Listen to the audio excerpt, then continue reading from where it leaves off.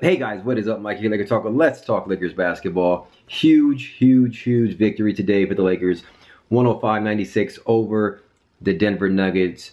Big game. Shout out to everybody on the team. The Lakers for stepping up. A lot of guys were under the weather. Went into the mile high, where the air is thin out there in Denver, and put it together. You can see they were winded. I just saw a tweet that Anthony Davis got an IV at halftime, and several different players. Even LeBron looked winded most of the game. AD was under the weather, and he had a big game. 25, 10 rebounds. Amazing defense from Anthony Davis all game. LeBron James, 25 points. I'll talk about the players who chipped in. We'll talk about the game in general. Lakers came out great, started off great, highly focused, even with guys being under the weather. You can see Lakers were great. Played Denver tough throughout the first half, went into the half, 13-point lead, came out in the third quarter, started the third quarter off good, and then had several horrible possessions to lose a 13-point lead like that. And here we go. Everybody was like, I can't believe this just happened. But we fought hard. Guys stepped up. Even outside of LeBron James and Anthony Davis, guys stepped up, and we pulled this one out. Shout out to Dwight Howard. Shout out to Rondo. Shout out to Caruso. Guys for really, truly stepping up and helping out our superstars and pulling this game out. Great victory. I'm looking at the stats right now. The one reason we won this game compared to last game against Dallas Mavericks, the one reason we won this game, Denver Nuggets, 6 of 29 shooting the three. 6 of 29, that's 20.7% from three. That's the Denver Nuggets. They are a excellent three-point shooting team, and they shot 20% from three. 6 of 29. We didn't shoot that much better, but we're a little better. 7 of 24 for 29%. That right there, them shooting 6 of 29 from three is the reason we won this game. I can't tell you how many times in this game where, and I'm sure if you watch the game, you know what I'm talking about. I'm not sure how many times they took a three and I'm like, clank, and I'm like, we got lucky. And then another one, clank, we got lucky. And then now I pull up the stats for like if they had shot just 30%, just 31% from three, which is not good, they would have probably won this game or kept it close and pulled this one out. Going back to the the Dallas Mavericks game on Sunday. Dallas Mavericks, they shot 49 threes. They hit 17 times, but 34% from three. We were similar to what we did today, 7 of 27 from three in the Dallas game. That right there is the reason we won. Now, some of those threes were contested, but I'll tell you this, most of those threes were wide open threes. I even tweeted out, how in the world are other teams get all these wide open threes and we don't seem to get up wide open threes? Obviously somebody with, if you dig deep into it, you kind of know it's just really dribble penetration. We don't have that, and we don't do a lot of pick and roll with dribble penetration. And a lot of times when that happens, they run a lot of plays for guys wide open three. They have a lot of back cuts, a lot of backdoor screens and things like that, and double screens and all types of stuff to get guys open. We don't have that. But as you see, Dallas Mavericks shot 34% and killed us in that third quarter. They shot 6 of 29, and that's really the main reason why we won. I mean, you're gonna live and die. That's basketball, and you're gonna live and die by the three. They missing. It makes us look good. Like potentially that could have been, us stopping them on the defensive end. But to be honest with you, we played good, but they had a lot of wide open threes that they missed.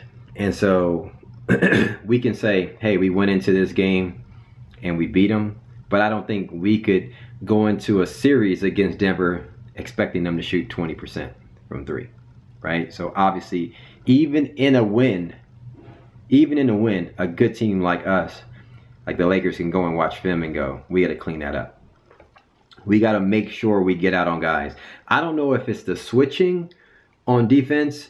I know a lot of us, and we were going back and forth on Twitter saying, hey, Lakers need to chill on switching up. I actually, to be honest with you, I don't like too much of the switching. I like it at times, but I think the switching kind of confuses us, and I don't know what it is, but we have a lot of guys open on 3 on other teams, and that's something that we just have to clean up. Even in the win, that's something that we have to fix. So that's pretty much the reason. But outside of that, we rebounded. We had 56 rebounds. 56 rebounds, almost doubled their rebounds. 56 rebounds at 35. So that's another reason why we won. Those long misses, we got the rebounds. And so shout out to all our guys who rebounded well. There was one possession where Caruso, where LeBron went up strong. We wanted it. We needed the rebound. Caruso went up strong, got fouled, and came down hard. And I was like, yeah, like Caruso really wanted that rebound. So I think if you go back to my last video, what did I say? We actually had to do a better job in forcing them to miss shots, not expecting them to miss, which in this game we kind of waited for them to miss. But the other one was we got to rebound well, right? And we rebounded well this game. So those are reasons why we won. But so AD, I mean, flu game, started off kind of lackluster. My thing about AD is I always call him out. Like, to me, he plays lackluster. Like, he settles a lot for a lot of fadeaway, bad percentage shots. And people were saying, Mike, he shouldn't even be playing. He's got the flu. And I get it. I get it. Somebody tweeted me and something that actually made more sense. I said, in-game load management. Maybe that's it. He settles for a lot of bad, like, low percentage shots. Could be in-game load management, like he doesn't want to go hard. Obviously, we saw that against the Pelicans, where it was the complete opposite. He was 100% determined to get buckets and kind of muscle and do things. I don't think AD has the physical stature to do that all season. You know, I think the in-game load management is probably the best. I think is probably true. Like, he's just taking some plays off. One thing he doesn't take off, he never takes off on the defensive end. I'll give that to AD. He is 100% locked in. I love everybody calling him Defensive Player of the Year, but his defense is amazing. So shout out to AD. If it wasn't for AD, at one point I tweeted in that third quarter, or that second quarter, yeah, it was a third quarter where LeBron took a rest. I said AD brought his lunch bell and he brought his Dayquil, because he's balling. And he really, if you watch the middle of the third quarter to the end of that third quarter where LeBron took a nice rest, AD went to work. Several lobs from Rondo. And he's basically, he gets a game ball. If it was for me, I'm giving the game ball out. I'm giving it to Anthony Davis for bringing his lunch pail and really stepping up that third quarter when it was, we gave it the lead away, and then he built it back up just by balling and just really putting in some work in that third quarter. And then LeBron James will get the other game ball for stepping up big as well. 25, 9 assists, 6 rebounds. He looked kind of winded, but shout out to LeBron, both AD and LeBron James. 37 minutes it's showing. JaVale McGee didn't do much, did a little bit in the beginning. Danny Green, what can I say? At one point I was like, send Kuzma home and send Danny Green with him, because Danny Green kept missing shots. He's 1 for 7 from 3, 2 for 12 for the game. He seems to be very streaky, can't find buckets sometimes, but somebody did put in perspective, like, hey, at least Danny Green plays defense. And so he didn't hit the left side of a barn today, but at least he plays a little bit of defense. And KCP, again, only 2 for 5 from the field, 4 points, but in 32 minutes. And in the minutes he was in there, he played good defense and made smart plays and smart. He didn't, 2 for 5 is good for KCP. He didn't take 13 bad shots. Okay.